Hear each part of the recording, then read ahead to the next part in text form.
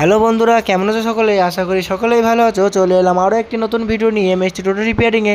সকলকে আন্তরিক শুভেচ্ছা ও অভিনন্দন জানাই। তো বন্ধুরা, আজকের যে ভিডিওটা নিয়ে এসেছি প্রত্যেকে থাম্বনেল দেখে বুঝে গিয়েছো। তো বন্ধুরা, আজকের একটি খুব শিক্ষণীয় ভিডিও তোমাদের মাঝে শেয়ার করতে চলেছি।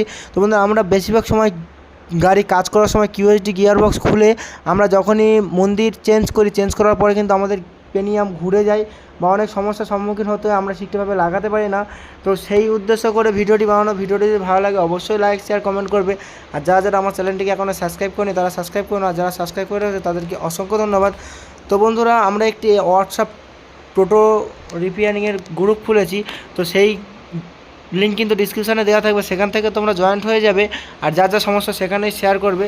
তো বন্ধুরা, চলো মোটো দেরি না করে ভিডিওটি শুরু করি। আর ভিডিওটি শুরু করার আগে বলে দিই, যারা আমার চ্যানেলকে সাবস্ক্রাইব করে রেখেছে তাদেরকে অসংখ্য ধন্যবাদ। যারা এখনও সাবস্ক্রাইব করেনি তারা সাবস্ক্রাইব করে নাও।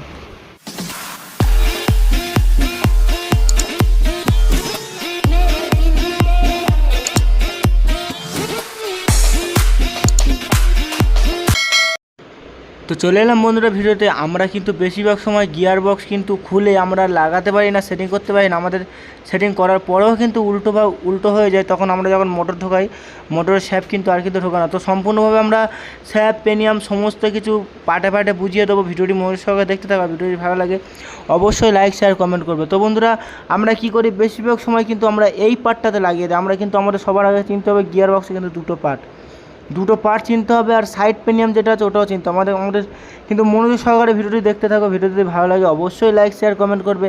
আর যারা আমার চ্যানেলটাকে এখন সাবস্ক্রাইব করেনি তারা সাবস্ক্রাইব করুন, আর যারা সাবস্ক্রাইব করে গেছো তাদেরকে অসংখ্য ধন্যবাদ। তো বন্ধুরা, আমরা বেশিরভাগ ক্ষেত্রে ভুল করি কি, আমাদের যেই সাইড দিয়েই মোটর ঢুকবে আমরা সেই সাইডে কিন্তু গিয়ার বক্সটা বা পেনিয়ামগুলো এইরকমভাবে কিন্তু সেটিং করে দিই। আমাদের এখানেই কিন্তু সবচেয়ে বড় একটা ভুল হয়।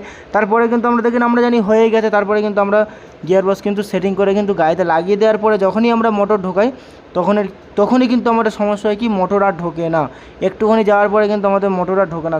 সেই সময় কিন্তু আমাদের আবার গিয়ার বক্সটা খুলতে হয়, খুলে কিন্তু তারপরে কিন্তু আমাদের ফের রিপিটে নতুনভাবে সেটিং করতে হয়। তো সেই সব ভুলগুলো যাতে না হয় খাস করে সেই উদ্দেশ্য করে ভিডিওগুলো বানানো। ভিডিওটি ভালো লাগে অবশ্যই লাইক শেয়ার কমেন্ট করবে। আর আমরা একটি এমএসটি টোটো রিপেয়ারিংয়ের হোয়াটসঅ্যাপ গ্রুপ খুলেছি। সেখানে যারা জয়েন্ট হতে ইচ্ছুক ডিসক্রিপশনে লিঙ্ক দেওয়া থাকবে, সেখান থেকে তোমরা জয়েন্ট হতে হবে। দেখো বন্ধুরা, আমাদের কিন্তু যেখান থেকে মোটর ঢুকবে, যেই পার্ট দিয়ে মোটর ঢুকবে, আমরা কিন্তু সেই পার্টে কিন্তু সবার আগে কিন্তু এইরকম একটা ভুল করে থাকি, যেটা কিন্তু এইরকমভাবে সেটিং করি। আমাদের কিন্তু সেটিং করতে হবে ওই পার্টে কীভাবে সেটিং করতে হবে আমরা কিন্তু সেই রকমভাবে দেখিয়ে। দেখো বন্ধুরা, এখানে কিন্তু আমরা কিন্তু এইরকমভাবে কিন্তু সেটিং করে ফেলি অনেক সময়। সেখানে কিন্তু আমাদের কি হয়, জাম হয়, অনেক রকম সমস্যা দেখা দেয়। দেখতে পাচ্ছ? এবার আমরা করব এই পার্টের সেটিং।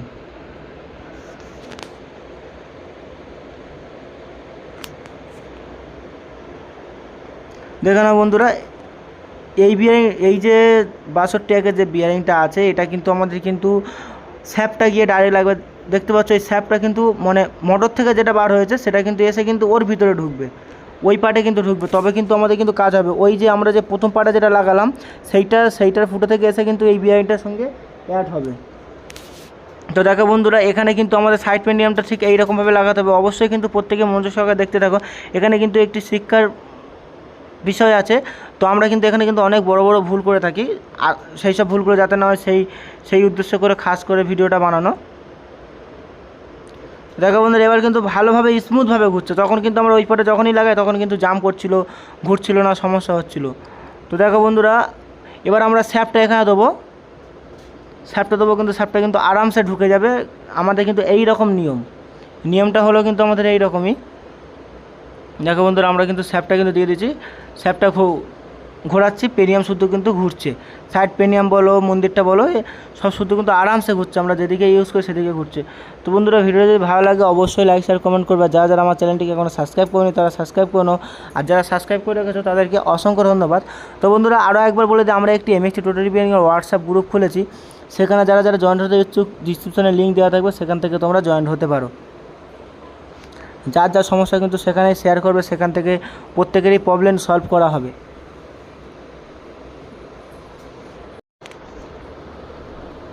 তো বন্ধুরা, দেখে নাও, আমাদের কিন্তু অবশ্যই কিন্তু মনোযোগ সহকারে দেখতে হবে, শিখতে হবে, কারণ এসবগুলো কিন্তু অনেক কিছু শেখার ব্যাপার আছে। অবশ্যই কিন্তু পাটে আমরা বুঝিয়ে দিচ্ছি। ভিডিওটি হয়তো একটু লং হতে পারে, কারণ অনেকে ভাবছে যে সামান্য একটা জিনিস, এটা কিন্তু আমরা প্রায়ই জানি, কিন্তু আমরা জানা সত্ত্বেও কিন্তু আমাদের বড় হলো। এটা কিন্তু আমাদের মোটর ঢোকার জন্য। আর আরেকটা যেটা আছে, যেটাতে আমরা এখন পেনিয়াম সেটিং করেছি, সেটা কিন্তু হলো আমাদের স্যাপ বিয়ারিং যেটা আছে, সেটা কিন্তু আমাদের মোটরটাতে ডাইরেক্ট কিন্তু ওই বিয়ারিংয়ের সঙ্গে অ্যাড হবে। আর অবশ্যই কিন্তু এই যে প্লাস্টিকের যে সাইড পেনের উপরে যে প্লাস্টিকের যে গুটকাটা, এটা কিন্তু অবশ্যই লাগাবো, তা নাহলে কিন্তু আমাদের পেনিয়াম গিয়ার বক্স কিন্তু মন্দিরের গায়ে এসে ঘষবে, তখন কিন্তু আমাদের প্রবলেম হবে। তো বন্ধুরা, এবার আমরা কিন্তু এখানে কিন্তু একটি রেসিপিড আটা ইউজ করব, যাতে না তেলটা বার হয়, কারণ এখন প্যাকিং তো পাওয়া যায় না বললে চলে, আর প্যাকিং দেওয়ার পরেও কিন্তু আমাদের কিন্তু তবু তেলটা বার হয়ে আসে। এর জন্য আমরা কিন্তু এখানে কিন্তু একটি রেসিপিড আটাটার নামটা শুনে রেসিপিড আটা কিন্তু আমরা এখানে ইউজ করলে কিন্তু আমাদের তেলটা আর বার হবে না। তো বন্ধুরা, এখানে কিন্তু আমরা রেসিপিড আটা ইউজ করবো। আরও একবার বলে দিই, রেসিপিড